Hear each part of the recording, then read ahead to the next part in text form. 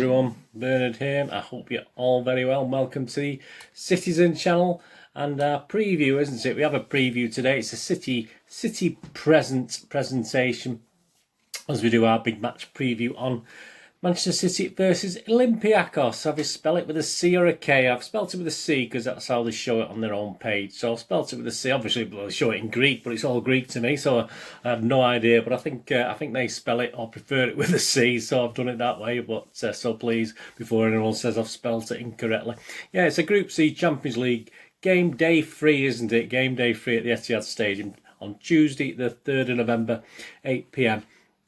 So we're going to have a look at that, and plus our usual features today. We'll have a quick look at our opponents. Obviously, history between us. Well, there is, but not much. Again, like there wasn't last week when we did the other review against preview against Marseille. Obviously, it was the same sort of problem. We'll have the odds on the game. We'll have our regular City magazine feature, and of course we'll have You Are the Ref as well, just to test a fun one today. Quite an interesting one actually. Again, another one I want to make a comment about at the end of it. They always throw up lots of anomalies, these little You Are the Refs. It's not an easy job being a ref, is it? I mean, we don't slag them off, don't we? But it's not easy, is it? Let's be honest about it. There's so much that isn't black and white. That's the thing. Perhaps VAR should be more black and white, but hey, there you go. Right, please, if you're new to the channel, push that subscribe button, push the bell notification. I'm trying to get to 500 subscribers. It's not many, is it? I mean, I'm 70-ish short as I'm recording this, so please, if you can sub if you've not done already, or just point someone in my direction, that'd be absolutely wonderful. And of course, don't forget, if you enjoy movies and TV, I do reviews on that stuff as well on my film and TV channel. So as well as the Citizen channel, you got that as well. So even if it's perhaps not something you're interested in, films and TV, and you may know someone who is, please give them a poke in my direction. Show them where I am, and they might enjoy. I try to, like I do with the Citizen channel, I try to entertain and inform on my film and TV channel as well. Much appreciated. Any comments are always welcome. Please, any comments you have to make, just leave us a comment. It doesn't have to be what we talk about today, as long as it's not rude. I mean, it could be any sort of comment. And please, if you can't leave a comment or got the time, I mean, please, thumbs ups are always nice. It's nice to know you're out there, and it's nice to get views, but it's nice to get thumbs up as well. It's nice to know that I do this work, and that you'll at least enjoy it. And thank you for the contributors who do leave me comments, etc. It's very, very much appreciated. Right, very quickly, You Are the Ref. Here we go. Here it is, an interesting one. There you go. I'll have it up on screen as well, the question. A defender on the goal line sees a high lob which has beaten the keeper, about to loop over him and into the net. So he jumps up, grabs the crossbar, pulls himself up and heads the ball away. What is your decision? That's clever. I mean, I think it's absolutely brilliant. I mean, is it against the rules of the game? Well, don't know. Your three decisions, your three options are: the action is acceptable, B, show the defender a yellow card and restart with an indirect free kick, or C, send the defender off for the denial of an obvious goal scoring opportunity and allow the goal. So there you go. What do you think about that one? That's an interesting one, isn't it? You're the referee. If it happens on a, say, you're a Sunday League ref and that happened, I'm sure you'd have an idea what to do, but it'd be absolute chaos, wouldn't it? Right, so let's have a look. The history boys. Well, there's not much on the history boys between us and this little team we're going to play, Olympiacos. I think we've only ever played one other Greek team. I think that was Aris, who actually get a mention later. I might be wrong with that one, but I think we've only actually met that team in the UEFA Cup, I think, from memory. But say, I'm looking at Olympiacos today. We've never played Olympiacos before in a competitive game, but yes, we have met them back in early August 2014. Mr. Pellegrini was in charge, and we were on a tour of the USA, of course, 2014. And we did have a game against Olympiacos out there in the International Champions Cup. And the BBC summarised the game by the following: Manchester City are out. So there you go, out of the International Champions Cup. I'm not giving too much away. Following their second penalty shootout defeat in 4 days on their tour of the USA. Olympiacos fought back to draw 2-2 in Minneapolis. Were you there if you're a US City fan? And then won the resulting shootout 5-4 as goalkeeper Robert Jimenez Gago saved 2 penalties, saved 2 of the City penalties. So this followed a similar defeat by Liverpool at the Yankee Stadium. So hey, they've done the dirty on us there. Eventually we did get our own back, and obviously they got their own back since. But there you go. City head home, so we're obviously back from the US. After the match, City confirmed they had signed Frank Lampard. They are Frank Lampard, aged 36, on loan from New York City until the January. We know how that ended. A nice little stay by Super Frank, wasn't it? Our legend. That upsets Chelsea fans no end. There's no sense of humour, these cockneys. Striker Stefan Jovetic opened the scoring against Olympiacos after 35 minutes, and after Dimitris Diamandoutakos, please forgive my pronunciations, equalised, Alexander Kolarov put the English champions 2-1 up from the penalty spot. But 20-year-old striker Diamandoutakos' second goal of the game, sorry about that, levelled the scores on 66 minutes, click, and the Greeks held on for the draw. City, of course, had to win to have any hope of reaching the final of 4th of August. I mean, shocking, another final we missed out on. But paid the price for penalty misses by James Milner, Scott Sinclair and Mika Richards. I got some images from the internet up there as well. I mean, my thanks to whoever put those up, but I thought you'd enjoy looking at those. City's team that day, just a matter of interest: Hart, Clichy, Kolarov, Boyata, Rekic, Fernando, Yaya Toure, Navas, Nasri, Dzeko and Jovetic. And the subs that actually made an appearance, we had Richards made an appearance, more on him later on as well. Garcia, Zuccolini, Silva, Guidetti, Milner and Sinclair. And the unused subs: Caballero, good old Willie, Rodwell, Wright, Hughes, Lee, Denea, Iheanacho and Lawler. Interesting squad that, wasn't it? So there you go. That was back in 2014, August 2014. Yeah, the Greeks themselves, Olympiacos, they were founded in 1925. So the spring chickens, aren't they, really? Only 95 years old. They do play at the Kakis Stadium, which has a capacity of about 32,000. Home kit's red and the away kit's blue. You'll see some images on the screen there. And they are the most successful and the most popular with the fans in Greece. So, I mean, that's no surprise, is it? The big club with the most fans around in Greek football. So that's sort of par for the course. They haven't ever progressed further than the quarter-finals. They got knocked out of the Champions League quarter-finals, European Cup quarter-finals. They must have played in the European Cup in the past. But the best was a quarter-final place in 98-99 when they lost to Juventus in the I think it was the Champions League then. I may be actually wrong on that one, but I'm not too sure. And of course the Cup Winners' Cup, they got to the quarter-finals of that. I mean, having said that, you only have to win a couple of games and you're through to the quarter-finals, so it wasn't a great showing, was it? But obviously that's the furthest they ever got in the Cup Winners' Cup as well, the quarter-finals. On the UEFA coefficients, where City obviously stands 6th at the moment on UEFA's list, Olympiacos lie 35th. And this is a good one. They're big domestic rivals, obviously the ones who they sort of, like their derby, if you like, their El Clasico, Le Clasico, or I don't know what you'd say in Greek, but typical Greek, it's actually classed, it's called, this is against Panathinaikos, this is their main guy, they're their big domestic rivals, Panathinaikos, the derby of the eternal enemies. There you go, that's good old Greek 300 Spartan stuff there, isn't it? Derby of the eternal enemies. That's a very gritty and powerful title. That's better than El Clasico, isn't it? That's for sure. I wonder what we could call ours against United. I think we could call it something similar, couldn't we? Yeah, they've lost 14 of the last visits to England, obviously not against us, in various European competitions, although they've actually won 2 of the last 4, and obviously who did they beat? Well, they beat Arsenal twice in the last few years, so there you go, poor old Arsenal, never mind. So yeah, so it doesn't bode well, does it, for them, obviously. How are they doing this season? Obviously they lie 3rd in the table, don't they? Our table at the moment that we top. They had a 1-0 win against Marseille, didn't they, with a last minute goal. Then they had a 2-0 loss away at Porto, obviously, so they now sit 3rd, obviously, and we're top of the table. And in the league, yeah, they're still at the top at the moment. After 5 games, they do top the Greek division on goal difference from Aris, who we mentioned before, didn't we? The only team that City, I think the only team that City have played competitively in Europe. So they've won 4 and drawn 1. So yeah, they're top of the Greek division on goal difference at the moment. So again, they pretty much have it their own way. I think Panathinaikos are about halfway or something like that. Yeah, I mean, my little score prediction on this game later. My suggested lineup, what I think will go. It's an interesting one, this, isn't it? I mean, we got Liverpool at weekend, haven't we? But then we've got a break.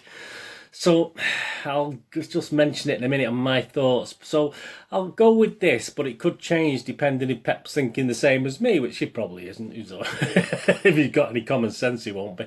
My suggested lineup: Ederson, Cancelo, Ake, Stones, Zinchenko, Bernardo, Foden, Gundogan, Torres, Sterling, and Mahrez. That's my suggested thing. And my little thoughts that I put down, though, as a little caveat to that. I mean, we all want to finish this group, don't we? All want to finish it and win the group and call it a day. So we've got back-to-back games, haven't we, now, against Olympiacos? So we'll be aiming to win both of them, which should, I would have thought, guarantee us then a spot in the, into the, I mean, even if we get a win and a draw, it probably will, but guarantee us a spot into the final rounds, obviously, the Champions League.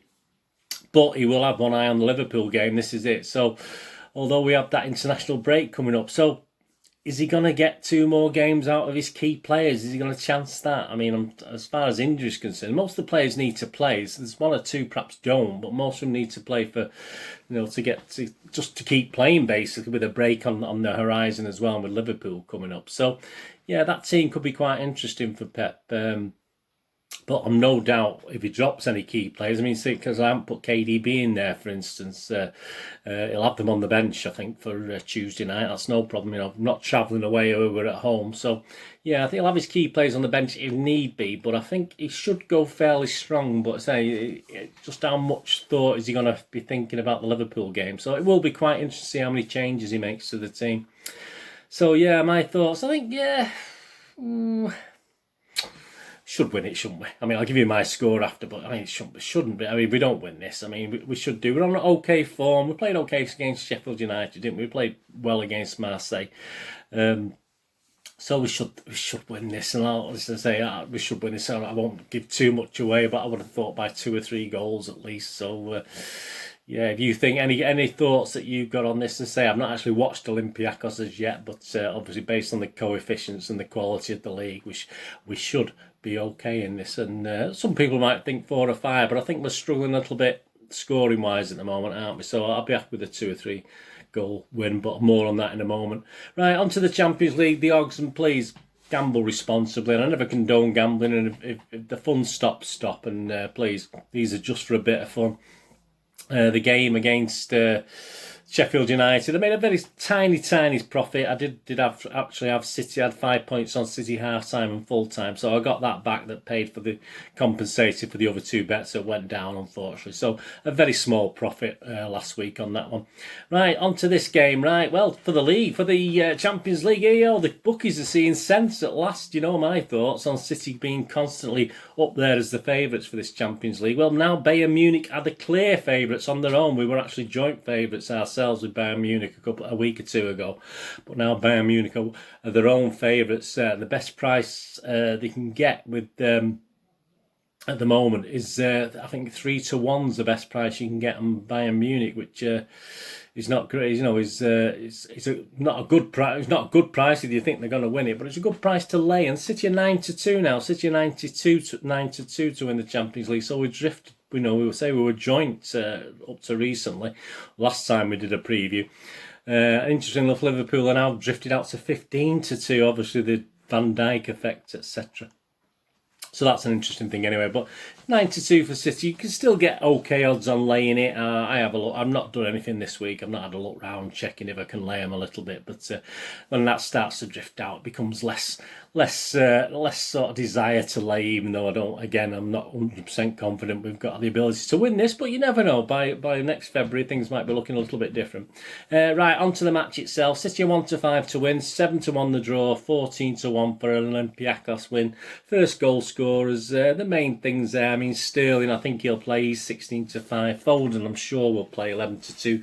Torres could play again for the experience. Perhaps he'll play up front again. Obviously, I think Sergio's rumoured for the Liverpool game, but I doubt it. But I doubt that very much. Torres is 6 to 1. Palmer is 7 to 1. I mean, if he does play Palmer, that's not a bad price for Palmer. Gundogan's 11 to 1. That's another cracking price. But my first bet is going to be on the both teams to score. And I'm going to say no this time. It's for both teams to score, yes, it's 4-5. For both teams to score, no, it's even. So I'm going to buy 5 points on that. I'm going to take a chance that City will score and Olympiacos won't. But so I'm not edging my bets on this one. I'm saying that both teams won't score. So let's have a go on that this week, see what happens. And the correct score, you can get 15-2 on 2-0 and 3-0 to City. So I'm going to have a point on each. So as long as we win 2-0 and 3-0, I'll be well in profit. So let's see how that goes. Obviously, Olympiacos will probably score 3 and we'll score 6 or something. But there you go. That's my second bet, if you like, but you split into 2. So 2-0 and 3-0 is 15-2, so I'd have a point on each. If you fancied 2-1 and 3-1, that's 9-1. If you fancied 4-0 for City, that's 10-1. If you fancied just a scrapey 1-0, like we seem to be doing, scoring 1 goal, haven't we, last well, certainly in the Premier League, not particularly in the Champions League. 4-1 is 12-1, 1-0 is 11-1. And if you fancied Olympiacos to win, if you're an Olympiacos fan watching this, 2-1 to Olympiacos is 45-1, and 1-0 to Olympiacos is 55-1. And you're not getting any higher scores than that, mate. You're not getting any you're not getting any threes, that's for sure. So there you go. Half time, full time. City is 8-13, 8-13 on. That's the City at half time. City full time, 8-13 on. A draw and City to win is 18-5. A draw and a draw is 12. Olympiacos and Olympiacos is 25-1, and a draw on Olympiacos is 33-1. So if you're a Greek follower and fancy that. And my last bet is going to come in the anytime goal scorer. You got people like Sterling at 5-6, Mahrez at 13-10, Foden at 7-5, Torres at 6-4. But look at this. Gundogan's 16-5, and I think he'll play. I mean, he didn't play, did he? And he loves playing him in the Champions League, and he's quite confident in the Champions League. That's a good price, 16-5. So I've gone 2 points on Gundogan to be anytime goal scorer. So as long as he scores in the game, that's fine. And as long as Pep plays him a little bit further up. But if he plays him as DM, then obviously perhaps it doesn't look as good, that price, but you never know. So I've gone for that for my third bet. The under-over market, just a quick look at that. The over 3.5 goals, so it's got to be 4 goals or more, is 4-5 on, and the under 3.5 is even. So I would tend to go for that if I was going to have a bet, but that's interesting. None of the other over-unders are really relevant, to be honest with you. So anyway, please, as I said, please gamble responsibly. Let me know if you're having a little flutter, what you're going to have a flutter on this game. Right, onto our little regular City magazine feature. Have a look round Media Watch and what's going on Twitter and newspapers, etc., etc. Yeah, two or three comments left on the Sheffield United game from the guys who follow me on YouTube. Derek said it was a nervy second half. It was It just we were sort of in control, but it was nervy. But it was one of those, wasn't it, where it was only nervy because we knew just one slight slip up and Sheffield United could get back into the game. So that's why Derek quite rightly says it was a nervy second half. Not from the point of view that we were probably in control, but you just never know, do you? I mean, anything can happen. Dean commented, much better today, but still playing at 40%. Yeah, I mean, 40%'s low, isn't it? I would have perhaps thought we're playing at 60. If you said you had, what is it, 30, you're playing in second gear, they say, don't they? So, yeah, I think we're playing second, perhaps stuck between second and third gear. I mean, 40%'s a little bit low. I don't think we're 40% of how good we can be. We're probably near to 50%. But yeah, I appreciate what Dean said there, that we're still playing at 40%. And Angus mentioned it was a good hard-earned win. However, we could have scored more goals. Absolutely. I mean, we created enough. As I said, those shots on target, we'd actually put one or two just 12 inches wide of the goalkeeper. For instance, the Torres one from 6 yards where he slid in. And it's no fault to Torres. He met the ball. He was under pressure from a defender. That's all he could do was actually put it goal bound. So obviously the goalie was close enough to save it. So yeah, some of those shots, but obviously some of the other shots from distance, etc., could have been a little bit better and actually tested Mr.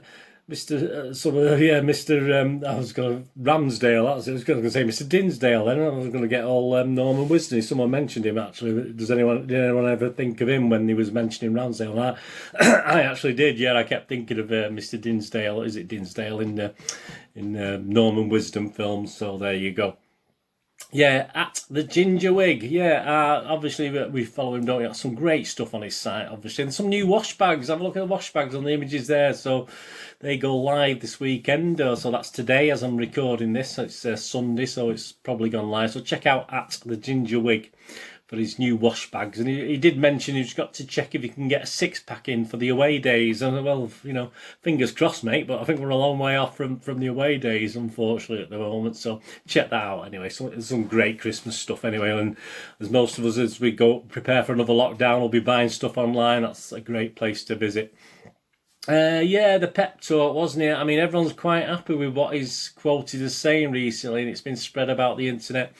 His comment, "I am incredibly happy here. I'm delighted to be in Manchester, and hopefully I can do a good job this season to stay longer." I still read between the lines of that and saying he's edging his bets, to be honest with you. But there's a lot of positivity from fans saying that's it, he's staying and he'll sign a new contract and all this. I mean, Mr. Cheeseman did say he was ready to sign a new contract, didn't he? And Mr. Cheeseman doesn't tell us many lies. Well, we'll on to him in a moment, but yeah, I'm still think he's edging with that statement. I don't take any solace from that statement whatsoever. Let me know what you think anyway of that statement. It's better than saying I'm off, isn't it? But there you go. I'm off. I'm going. That's it. I've had enough. So yeah, it's a little bit better than that, I must admit. Yeah, at Ian Cheeseman on that subject. Yeah, I did mention last week on the preview, if you'd listened in on that for the Sheffield United game, that Mr. Colin Bell had been in the hospital for a number of weeks, and his son had been on explaining that hopefully he'll be out soon. And Mr. Cheeseman wrote on his on Facebook and on Twitter, and on Facebook, I think he'd put it on as well. "Here's some good news. You may already know that Colin Bell has been in hospital for around 10 weeks, but I can tell you, without going into detail, which would be unfair, that he's doing well, hopes to be home soon, and thanks for you and your kind messages of support." Yeah, lots of support. Come on, Cole, get home soon. Get home soon, King. That's what I said. And yes, this guy here, I usually have a little picture of someone here. There's no programme or anything like that, but thought more relevant today with Mr. Richards. He did get mentioned, didn't he, in the US tour earlier on. But at Micah Richards, or Mika Richards, I don't know how you pronounce it. Lockdown 2 is going to cause more deaths through depression, loneliness and financial stress, he puts out on Twitter. "Leeds and Manchester have been nothing but great to me growing up, so I'm going to donate 50,000, 25,000 each to 2 different charities, businesses in the 2 areas which I feel need it the most." Absolutely superb, Mika and Micah. There's a lot of good stuff out there, isn't there, from footballers doing things like this, and I'm sure you and me and all of us, if we had that sort, I mean, we do our little things as best we can, don't we? But obviously, must be doing well for himself, me. Because I would have thought that was a hell of a lot of money for Mika Richards. But hey, all credit to him. Well done, mate. I'm sure you all share my views on that one. He's done really well. And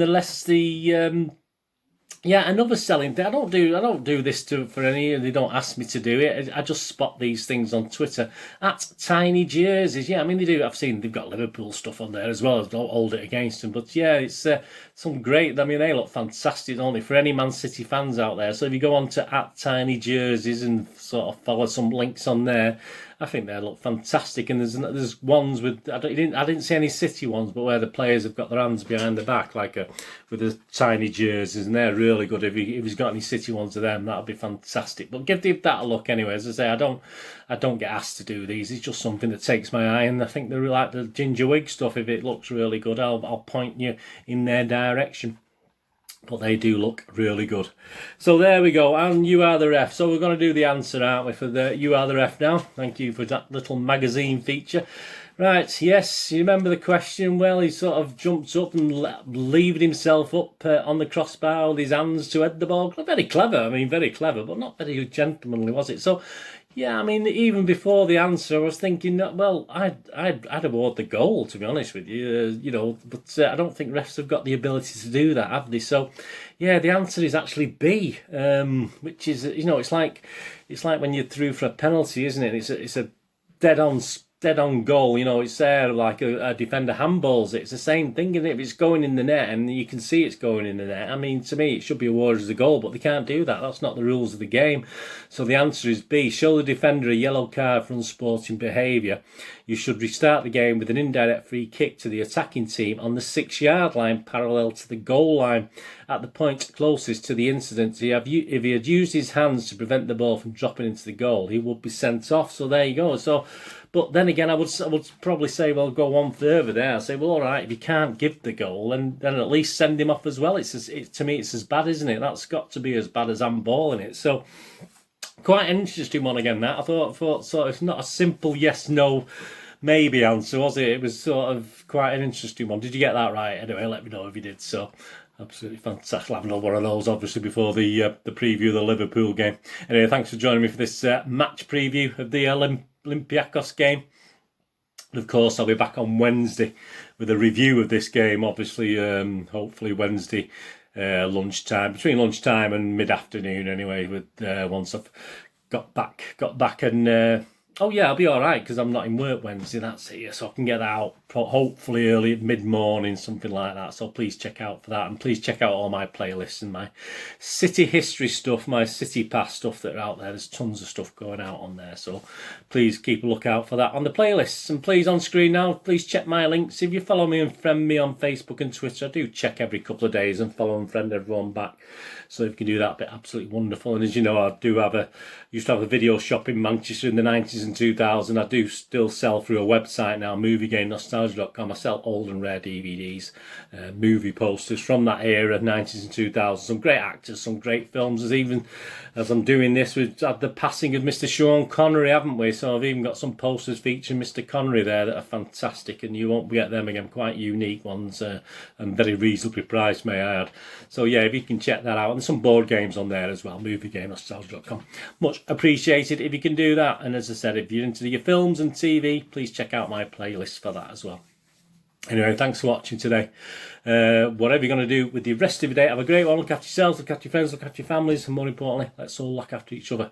Until we meet again on another Citizen Channel, past or present, please. This is Bernard saying, stay safe, Blues. I'll see you all soon.